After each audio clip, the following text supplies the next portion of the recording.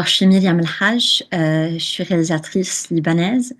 Je suis née et j'ai grandi au Liban. Je suis venue en France en 2007 à peu près parce que j'avais envie de sortir du Liban déjà. J'avais jamais encore voyagé et c'était une occasion pour moi aussi de continuer dans le cinéma. J'avais déjà fait une licence en cinéma. Donc, je suis venue et j'ai été à Paris 8, en France, à Paris, à l'université de Paris 8 et j'ai fait un master en cinéma, puis un autre en théâtre.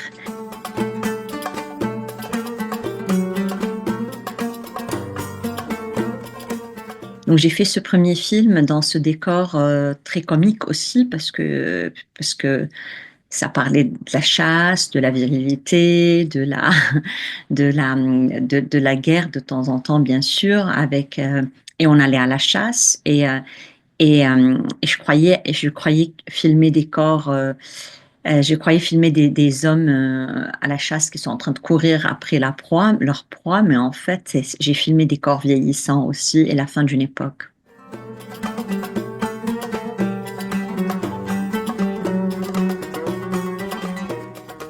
En journal intime, c'était pas possible de faire une fiction. La réalité était tellement intense euh, et j'avais des personnages devant moi qui était très intense que c'était pas possible de fictionnaliser ce réel, en fait. On est passé par quelques années au Liban où vraiment la réalité nous proposait des choses très, très fortes et très intenses.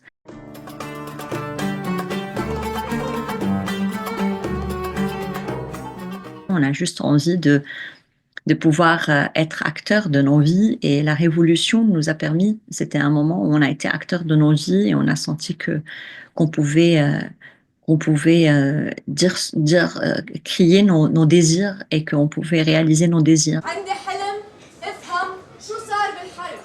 عندي حلم انه كل اللي عملوا الحرب يعتذروا منا واحد واحد. عندي حلم انه يلي عملوا الحرب ما يكونوا هن هلا اللي عم يديروا البلد ومعهم الفاسدين الجدد والمتعصبين الجدد والكذابين الجدد.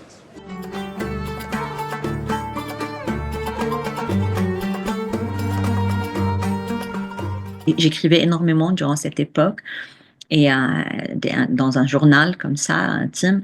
Et donc j'ai ressorti ça et j'en ai créé de petites notes qui viennent tout au long du film pour raconter un peu plus que ce qu'on voit, pour raconter, aller un peu dans l'intimité, dans ma voix à moi, d'enfance aussi, de cet enfant qui a grandi dans la guerre.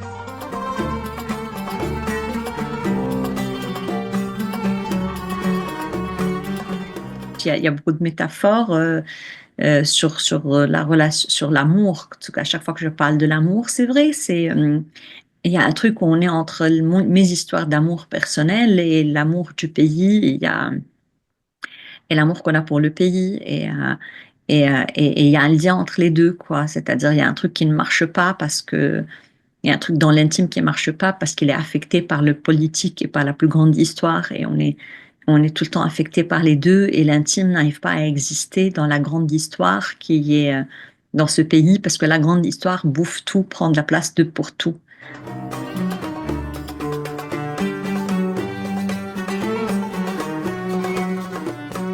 Comme je la suivais dans la Révolution, j'avais envie vraiment que la caméra et moi et elle, en fait, je faisais partie de la Révolution, quoi. Moi aussi.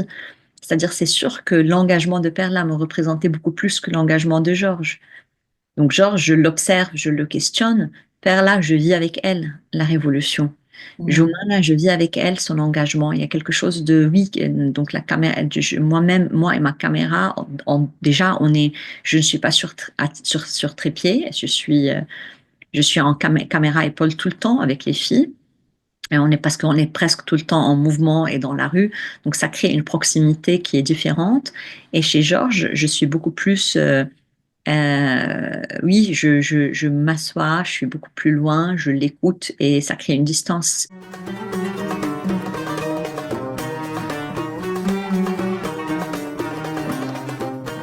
Après après l'explosion aussi, où c'était un moment où je voulais plus du tout filmer, puis Joumane m'a appelée 2 semaines plus tard, elle m'a dit: «Viens voir, on est en train de reconstruire», donc j'ai été la voir avec la caméra. Donc c'était tout le temps, moi, la caméra, une histoire de survie.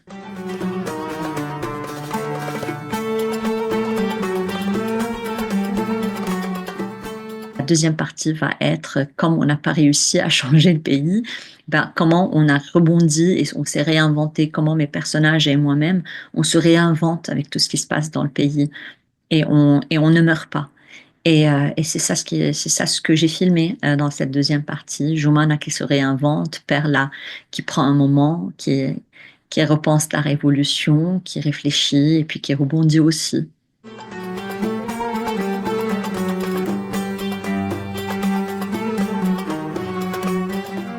On revient vers le constat de 3 générations damnées, soit par la guerre, soit par la corruption, et il n'y a que la génération de Perla qui peut sauver. C'est la génération de la révolution. Mais je termine à la fois j'essaie de finir avec une note d'espoir parce que j'ai de l'espoir et j'ai de l'espoir parce qu'il y a de la jeunesse encore et parce qu'il y a beaucoup de rage et cette chanson de Perla à la fin, qui contient énormément de rage et où sa voix sort encore, elle s'exprime encore malgré le fait qu'il y a des hommes en bas qui veulent la frapper, qui veulent l'arrêter, mais elle va continuer, elle va chanter et avec ce cri de rage, pour moi, c'est de l'espoir. كرمال شو؟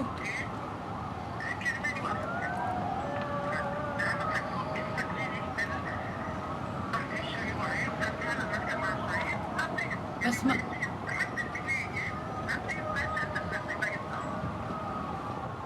إيه، طب شو بعمل؟ ما بعرف ليه مفكرين هيك.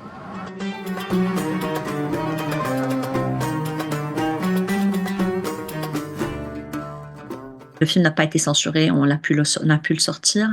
Et il y avait aussi des femmes qui sortaient complètement détruites après le film en me disant c'est ma vie et ce film me rappelle qu'on n'a pas vécu quoi, qu'on a enchaîné des crises et des guerres depuis notre enfance. Donc ça, c'est les femmes qui sont d'un certain âge et qui ont traversé la guerre, la révolution, l'explosion, la crise des banques, plusieurs crises de banques. C'est un film aujourd'hui qui parle plus aux jeunes et qui est dur pour les plus âgés.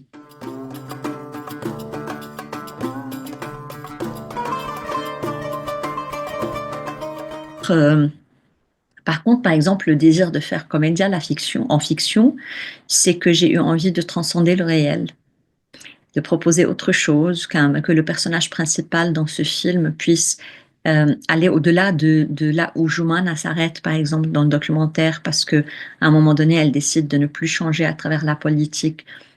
Et la réalité était plus forte qu'elle. Donc, je me suis dit, dans la fiction, j'ai envie de proposer autre chose, que les personnages puissent proposer une réalité différente qui n'est pas celle du réel, celle que le réel me propose au Liban.